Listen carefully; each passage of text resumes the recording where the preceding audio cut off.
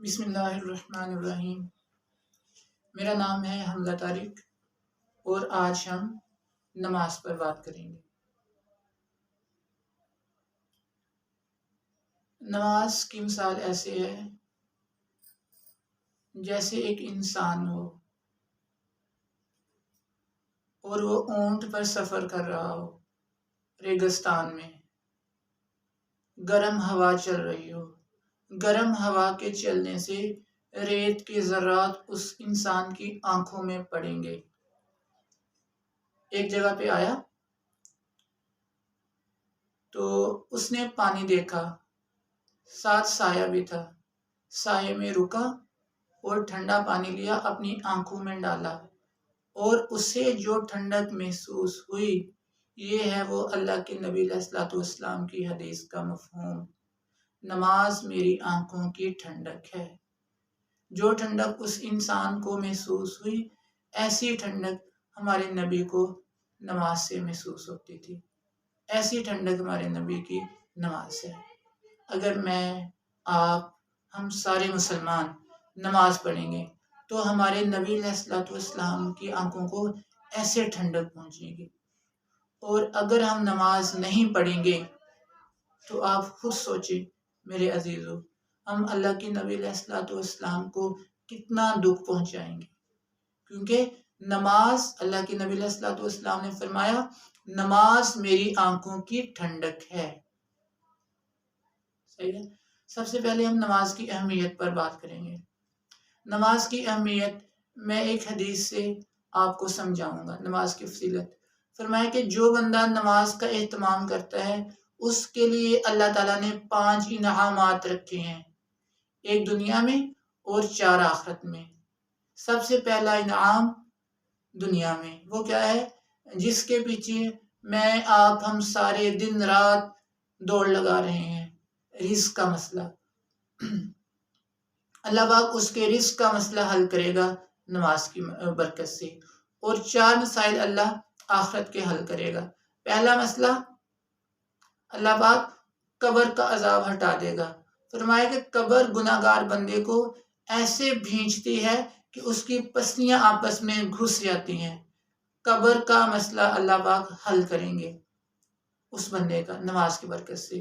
دوسرا مسئلہ اللہ تعالیٰ کیا حل کریں گے کہ اللہ تعالیٰ اس کا نامہ اعمال دائیں ہاتھ میں دیں گے۔ تیسرا مسئلہ اللہ کیا حل کریں گے؟ دوسرا مسئلہ اللہ نامہ اعمال دائیں ہاتھ میں دیں گے۔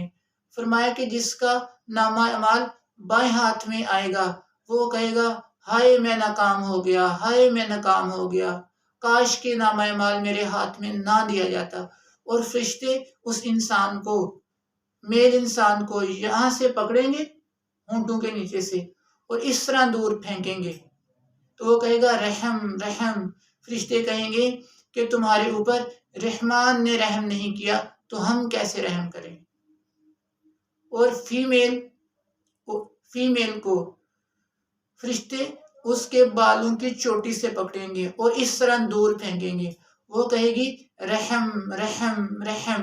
فرشتے کہیں گے، تمہارے اوپر رحمان نے رحم نہیں کیا تو ہم کیسے رحم کریں۔ نامہ اعمال اللہ دائیں ہاتھ میں دے گا۔ دوسرا مسئلہ۔ تیسرا مسئلہ، پل صراط جو بال سے زیادہ باریک ہے اور تلوار سے زیادہ تیز ہے، اس پر سے اللہ تعالیٰ بجلی کی رفتار سے گزاریں گے اس انسان کو۔ اور چوتھا مسئلہ، اللہ تعالیٰ بغیر حساب کتاب کے جنت میں داخل کر دیں گے۔ مطلب کہ سارے مسائل اللہ تعالیٰ نماز کی برکت سے حل فرمائیں گے۔ تو میرے عزیزو، زندگی میں کبھی نماز نہیں چھوڑنی۔ فرمایا کہ جو بندہ نماز جان بوجھ کر قضا کرے گا، اسے جہنم میں کم و بیش، اللہ تعالیٰ کمی بیشی معاف فرمائے، 2,82,000 سال جہنم میں جلایا جائے گا۔ وہ انسان 2,82,000 سال جہنم میں جلایا جائے گا، اور اس کا حشر فرعون، قارون، حمان اور ابی بن خلف، جو بڑے بڑے کافر ہیں، ان کے ساتھ اللہ پاک اس کا حشر کریں گے۔ اس لیے زندگی میں کبھی نماز قضا نہیں کرنی، کیونکہ اللہ کا حکم ہے۔ مثال کے طور پہ ایک بچہ ہے نا، اس کے باپ کہے، بیٹا پانی لے کر آ، 1 دفعہ 2 دفعہ 3 دفعہ 4 دفعہ کہے گا، اگر وہ بات نہیں مانے گا تو باپ اس کو ضرور ڈانٹے گا کہ تو کتنا باغی ہے، کتنا نافرمان ہے۔ اللہ جل شانہ دن میں 10 دفعہ ہمیں بلاتا ہے، حی علی الصلاح، حی علی الصلاح، اے میرے بندے آ جا، نماز کی طرف آ جا۔ 10 دفعہ روزانہ مؤذن پکارتا ہے۔ اور پھر حی علی الصلاح کے بعد اللہ تعالیٰ کیا فرماتے ہیں؟ حی علی الفلاح، اے میرے بندے آ جا، میں اس لیے نہیں بلا رہا کہ مجھے تیری عبادت کی ضرورت ہے، میں تو اس لیے بلا رہا ہوں کہ تجھے کامیاب کروں، تیری کامیابی کے لیے میں تجھے مسجد میں بلا رہا ہوں۔ اس لیے اللہ تعالیٰ نے دنیا اور آخرت دونوں جہانوں کی کامیابی نماز میں رکھی ہے۔ جیسے میں نے پہلے حدیث میں بیان کیا، نماز پہ اللہ کے جو 5 وعدے ہیں، دنیا اور آخرت کے جو مسائل حل ہوں گے، اس کی جو پہلی بنیاد ہے وہ ہے نماز۔ ہم زندگی میں کبھی نماز نہ چھوڑیں اور اللہ سے مانگے، یا اللہ مجھے نماز کی حقیقت نصیب فرما، کیونکہ نیکی کرنے کی طاقت اور گناہ سے بچنے کی توفیق صرف اللہ ہی کی مدد سے ہے۔ فرمایا کہ انسان کی طرف اللہ محبت کی نگاہ سے دیکھتے ہیں تو پھر اسے مسجد میں آنے کی توفیق دیتے ہیں۔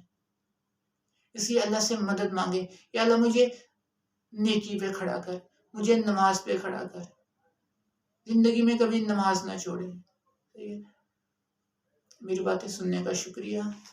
میں ہوں آپ کا مخلص حمزہ طارق۔